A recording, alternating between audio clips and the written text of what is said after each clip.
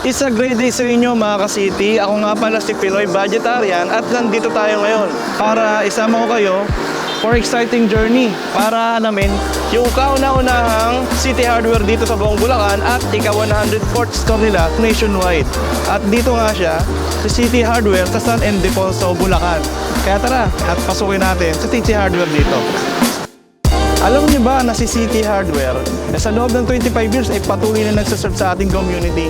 Dahil nga si City Hardware ay kilala sa pagpuprovide ng mga kailangan natin sa pang-araw-araw for home improvements.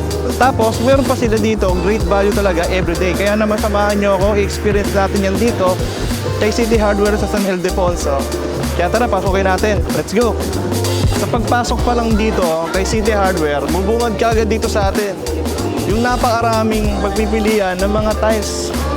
As you can see, si City Hardware San Ildefonso, napakaraming ino-offer. Tingnan nyo na lang yung mga tiles nila dito, mga ka-city.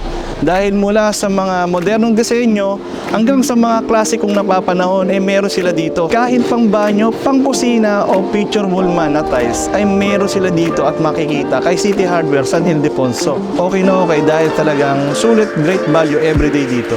Dito naman tayo para mag-focus sa kanilang mga bathroom fixtures at plumbing supplies na talaga naman kung kailangan ninyo ng upgrade sa inyong mga bathroom, na talaga naman mai-ensure mo yung quality at yung durability. At syempre pa, hindi mawawala yung mga style na pasok sa panlasa nyo. At yun nga, si City Hardware ay nag-o-offer din dito ng wide range ng adhesive and building maintenance para naman maging top condition ng ating mga building, even yung ating mga pamamahay. At syempre pa mga ka-city, pagdating sa mga malalakiang projects, si City Hardware ay meron talagang mapoprovide dyan. Even yung mga construction equipment, mga pintura, at kung ano-ano pa, ay meron talaga sila dito.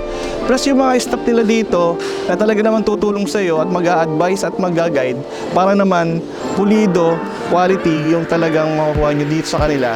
Ngayon naman mga ka-city, pinuntahan naman natin dito yung kanilang organizer section at yung mga storage section nila dito. Let's face it, mga ka-city, sino ba naman ang hindi gugustuhin yung very tidy at organized na pamamahay natin, di ba? Mga ka-city, naghahanap ba kayo ng mga additional para mag-upgrade ng kusina?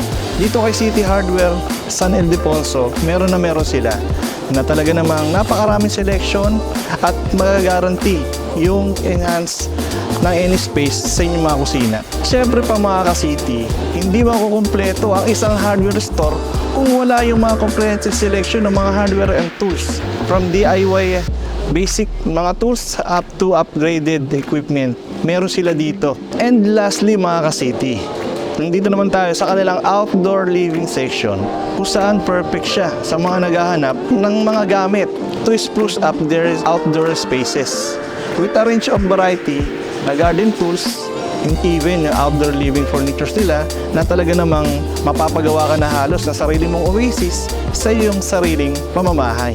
Maliban sa extensive product range nila dito, mga ka-city, nagpo-provide din sila ng talagang exceptional customer service at expert advice para matulungan kayo sa mga proyekto ninyo, mapamaliit man ito o malaki. Nakita natin kung bakit ang City Hardware ang pinupuntahan ng maraming tao.